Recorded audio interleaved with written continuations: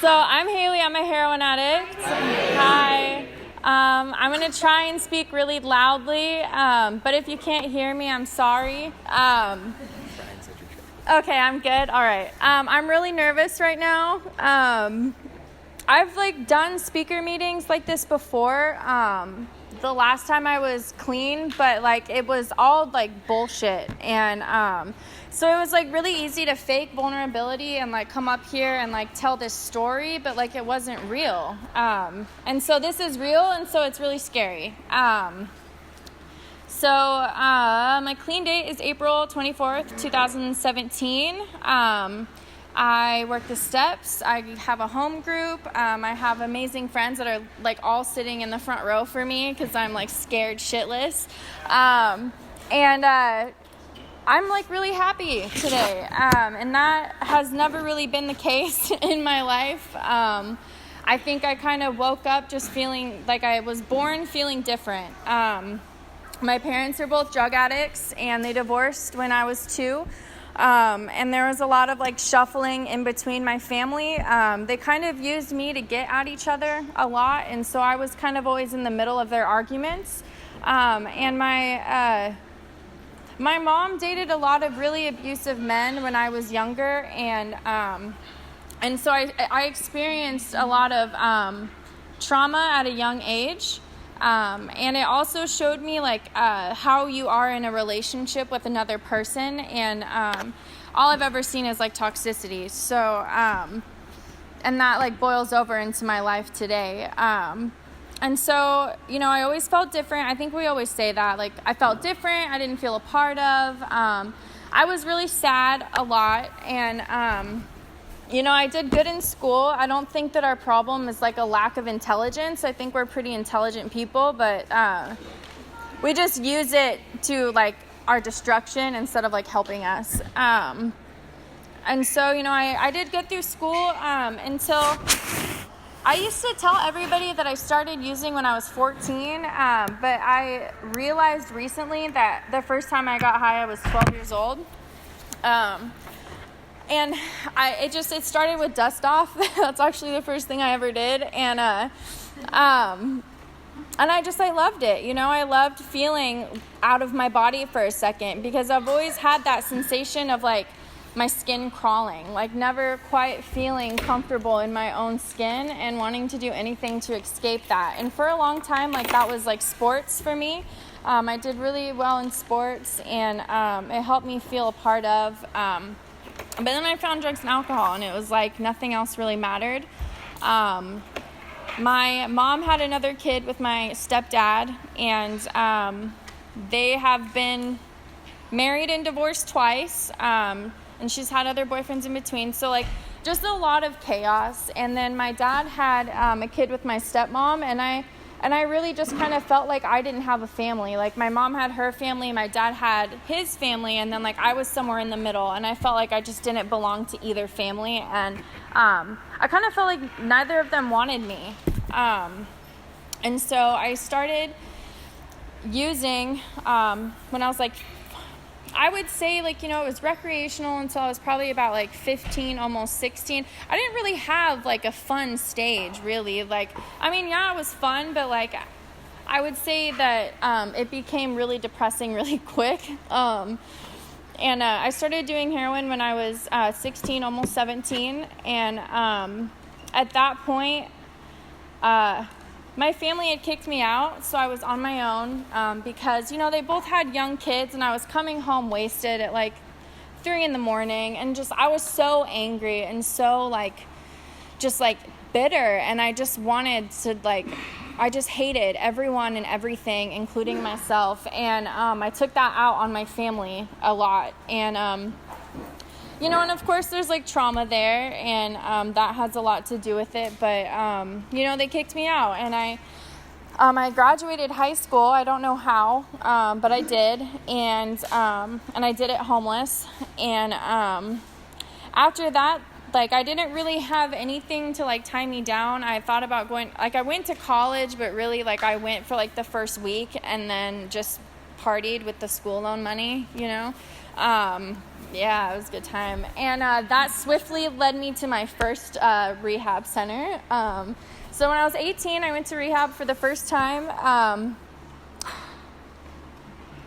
think I didn't quite get it. I didn't quite understand, like, what was going on with me. I didn't understand, like, the disease concept. I thought that if I just stepped out of my environment for a little bit and then came back, that, like, everything would be fine. Like, I just needed, like, a pause button, and then we would be cool, and I could go back to just smoking and, drinking every once in a while, and, like, things would be hunky-dory. And that's not what happened. I got into the program down in Eugene, and I met a guy, and I fell in love, and he didn't love me. And it really it hurt a lot. I think, like, the first time you get clean, feelings are really intense, and I'd spent a long time numbing them, and so, like, feeling infatuation for somebody was, like, really, really intense, more so than, like, it would normally be, like, in any situation. And because, like, now I look at him and I'm like, what was I thinking, like, oh, right. It's okay, it's fine. But it, at that time when I was like 18, that really hurt. And I used that self-pity, because I love self-pity, and I love to be the victim, and I used that to, like, go back out. And what followed was about a year of misery. I was homeless. I started shooting dope. I did a lot of things to get drugs that I'm not proud of. When I'm getting loaded, I don't care about anyone or anything. I'm like the complete opposite of who I am when I'm clean. And I can be really harmful. And how I got clean that time was I had a really good friend who had been trying to get me sober and clean, and she kept trying to take me to meetings, and she was just, like, one of the only people that really just continued to show up for me, even when I was, like, strung out and, like, asking her for money and, like, stealing shit from her. Like, she kept showing up for me. And I was trying to get clean, and I had maybe, like, a week or something like that, and we were supposed to hang out, and, like, I thought she ditched me. And so I got really upset, and I went and I bought a heroin, and I got high, and I was, like, low key, like, trying to kill myself, because she was, like, the only person, and I felt like I disappointed her, and it's really dramatic. But I also have a history of, like, suicide attempts and being in a psychiatric ward, because that's hi, Harper. That's where, like, my disease takes me, is I get really, really depressed, and I just feel like I can't, like, do this anymore. And so I woke up from that to phone calls telling me that Caitlin had died of a heroin overdose. And that was her first time doing dope, and she died. And that, like, really hit me really hard. And it was kind of like, I didn't want to get clean for myself, but I was like, all right, I can do it for her. And so, I went into treatment. I did all of that. I went to 3 months of treatment. I got into an Oxford house. I worked around of steps. I sponsored women. I was super active in the program, a different program. But I was fucking miserable. Like, I was so miserable. And, I try to think about, like, why I was so miserable before. And, like, honestly, I just don't think it wasn't my time, And I had a lot of friends. Like, on the outside, like, everything looked good. But, like, I was just still, like, so sick inside. Like, I had that soul sickness. I hadn't found anything that, like, could really, like, fill that and, like, make me feel okay about myself. And and I thought about how I was going to talk about this, but I think it's important, and so I'm just going to talk about it. I mental health is a huge part of my recovery, and I was unwilling to look at that before. I was unwilling to get help. I was unwilling to even talk about it or tell people how I was feeling. And so what happened was one Christmas, I had like 17 months clean. I saw Xanax and I took it without even thinking. And at that time, I was working towards, I was taking classes to get my CADC. And I knew that if I got honest about relapsing, I couldn't do that in 2 years. Like, I would have to wait a whole nother 2 years to start. And since I got clean, that's kind of what everyone had told me that, like, I should do. Like, oh, you should be a drug and alcohol counselor. Like, you would be so good at it. And, like, my treatment center was basically like, we'll have a job for you when you get 2 years. And so I didn't say anything. And, you know, and I really, like, convinced myself that, like, everybody at least gets high once. Like, everybody is, like, full of shit, and you've at least gotten high once, and you just aren't telling anybody. And that's fine, because I know your secret, because I have done the same thing. And for a long time, I was fine. Just that one time, I really thought that, all right, like, I know my clean date. It wasn't dope, so, you know, everything is fine. And then it wasn't.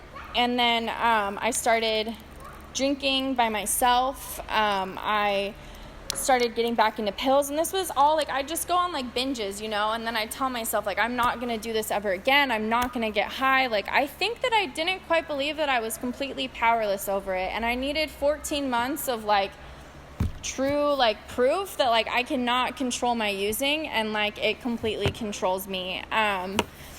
Because I would be, like, driving to go get, like, drugs, telling myself I'm not going to go fucking buy drugs right now. Like, this is not what I'm doing. Just turn around the car. Like, you can do it at any second. And then the next thing I know, like, I'm high. And meanwhile, I'm, like, going to 3 or 4 meetings a week.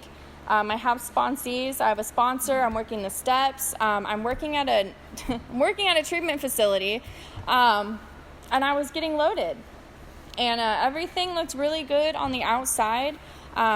I like spoke for like my 2 years at this like big event, and it was just like it was bullshit. And you know, I got honest about it eventually, because I was so miserable. I was like, I can't live like this anymore. I was like getting a promotion at work, and I could feel like myself like starting to not be able to, like, I knew that any second like things were gonna get really bad.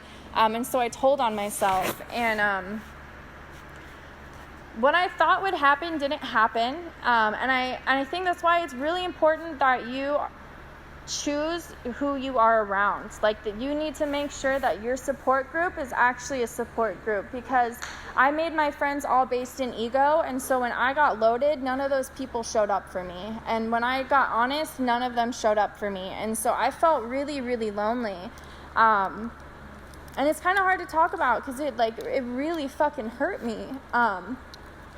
And so, you know, I felt like I had nobody, and I felt like the program had kind of abandoned me in a way. And so that's when things got really dark, and I went back to shooting dope, and I did it every day. And as much as I could, I was just trying to numb out. And I was living with 2 other drug and alcohol counselors, and they were like, you have to get out of the house. Like, we can't have you living here anymore. And honestly, like, that's why I got clean. It wasn't because I wanted to be back in the program. It wasn't because, like, I really felt like I was done even. It was that I was afraid of being homeless, and I knew I needed to stop, but I didn't think I could, and I just, like, I did not care about myself anymore. Like, I fucking hated myself. And so I went to treatment. And, like, my last use, you guys, was, like, so lame. I didn't even know it was going to be my last one, you know, and, or else I really would have, like, planned it better, I guess. I don't know. But, I mean, it happened the way it was supposed to. And, you know, so I went to treatment, and I hated it. I've been to treatment so many times now, you guys, that it's just, like, and especially after you, like, work in a treatment facility, it's really, really hard to go back to rehab. It's really hard. And my ego was like constantly like being put into place. I thought I knew better than the counselors there. Like, I was seriously so annoying. It was bad. But I made it through. And then I decided that Eugene just wasn't the place for me anymore. And I moved up here, and I went through like a 3-month program. And I was miserable. I was so miserable. Like, I was so unhappy. And, you know, like, the pink cloud experience, I've heard about it. I've seen it in other people. That's never really been my experience.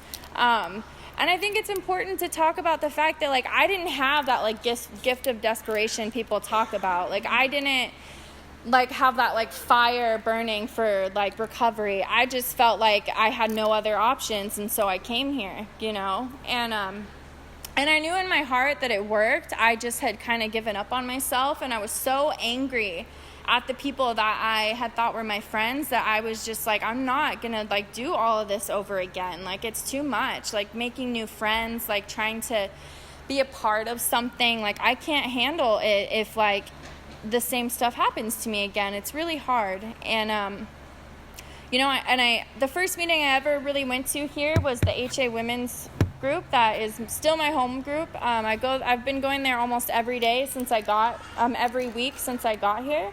And that's kind of where, like, I started to see hope. I hated everyone because they were so happy, and and it wasn't even that they seemed happy. They were just, like, able to just do life. Like, they weren't, like, they were just present, and they were, like, normal human beings. Like, I felt like I had lost my ability to, like, be a normal human being. Like, I couldn't talk to people correctly. Like, I was just so insecure, so uncomfortable in my skin, so, like, broken and hopeless that, like, to see people, like, who had, like, hope was, like, it was kind of intimidating because I didn't think that I could get that.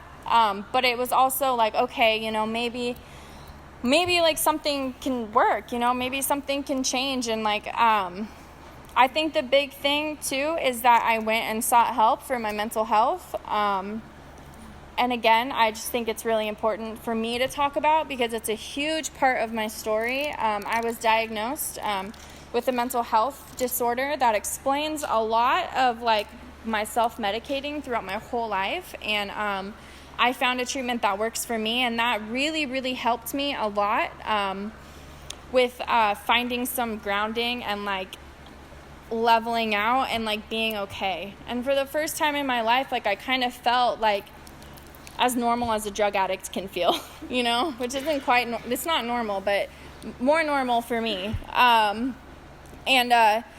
I just, like, kept showing up, and, like, I went to this treatment center that sucked, but I made some, like, really, really, really good friends that are still my friends today, and, like, they have gotten me through a lot.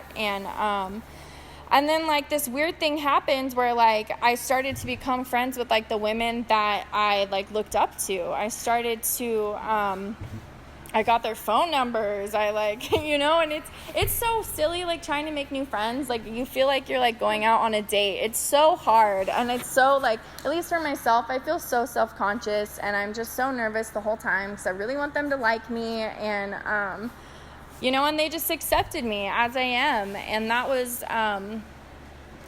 really beautiful. I'm really glad that I came to Portland. If something isn't working for you, fucking change it.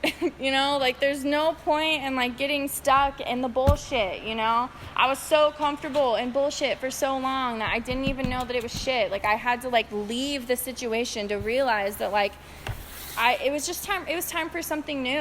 And, like, that's what I found here. I got a minimum wage job when I first started here, and, like, that was really hard for my ego because of, like, the fact that I was a drug and alcohol counselor.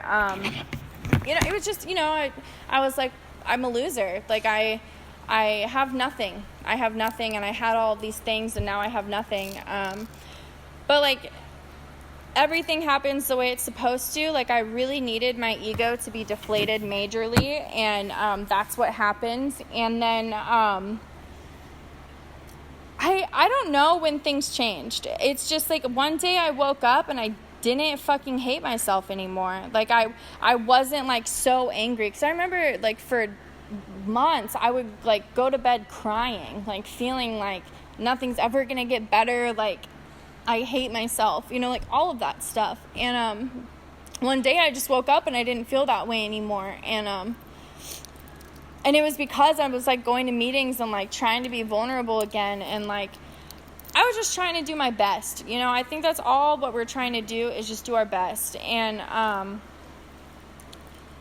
like my life started to change. I have like amazing friends. Like I have how many women up here like just to encourage me, because I was so scared, and they're like, don't worry, we'll sit up here and you can just stare at us the whole time. And like, they're easy on the eyes, sorry. Sorry, it's so stupid. Anyway, I work the steps. I have a sponsor. And honestly, I've messed up a lot since I've been clean. I haven't done anything like perfectly.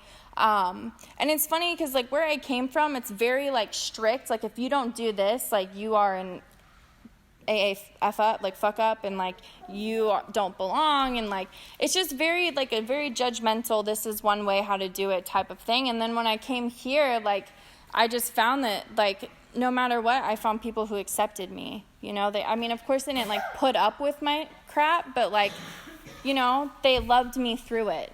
And because of that, like I've been able to get through some really hard things. When I was in therapy, I had some like memories come back that I'd never remembered before, and it was really hard. And I had people there for me through that. And I went through a relationship ending, and that really like hurt me for a long time. And my friends were there for me when I decided that like I wanted to do something different. And my whole life, I have always felt like I was meant for something bigger, but I could never get there. I was always in my own way, and, everything was just, I made everything really hard for myself. And one of the big things is I was like, I want to go back to school. Like, I want to do better for myself. Like, I have been doing this cycle for a really long time where I build my life up to a certain point, I get like an okay job, and then I just stay there because I'm scared to go to the next level. I'm scared to like do what's uncomfortable. I'm scared to like pursue my dreams, because for a long time I had no dreams. I thought I was gonna die, so I never planned for the future. And planning for the future is really, really scary. It's really scary. And I don't know. I think I was just like so miserable at my job, and I knew that like I was just going to keep getting these miserable ass jobs that I was unhappy in unless I did something different. And so one day, like my boss had yelled at me, and I was just pissed off, and I filled out my FAFSA, and I was like, well, I'm going to school, bitch. So like I quit, And it was kind of an impulse thing, but like I said, everything happens for a reason. And like now I'm in school, and it's so empowering. Like I feel like really, really good about myself, and I've never felt that way before. I've never felt like good about myself. Like I know that like who I am as a person is good. I make mistakes. I can't say that I love myself, but like I like myself. Like and I there's a lot of qualities in myself that I know are really good. And part of the reason I know that is because like my friends build me up when I can't, and they tell me like these things about myself. Seriously guys, like get a home group, find some friends that fucking care about you, because those are the people that are gonna be there when like no one else is. And like I have that, and it's really special. I'm just really grateful to be clean. I'm really grateful that like everything that I've always felt in my life of just like not wanting to be here and just trying to run and escape, I'm really glad that none of that worked. I'm really glad that I'm here today. Like I'm so fucking human right now, and it's hard sometimes. Like it's hard to feel nervous. I'm sweating. I'm like so like uncomfortable, but that's like part of like the human experience, is being uncomfortable and doing things that you don't want to do, because it's not about me. This isn't about me. And I'm really grateful that I did speak, and I have hope. I think that's the biggest thing. I have hope. Because I'm following my dreams. Like, seriously, like, I didn't get clean to live this mediocre life. I haven't gone through so much bullshit to just be okay with, like, being mediocre now. Like, and, like, we all can do so much. Like, we've overcome so much. Like, there is no stopping us. And once I realized that for myself, like, the world opened up. And I'm, like, so excited to see, like, where my life is going to take me. And I'm so excited to see, like, the growth in my friends and to see where their life is taking them. And that is freaking beautiful. So I killed it with time, and so I am going to stop. Thank you. Haley, yeah, thank you.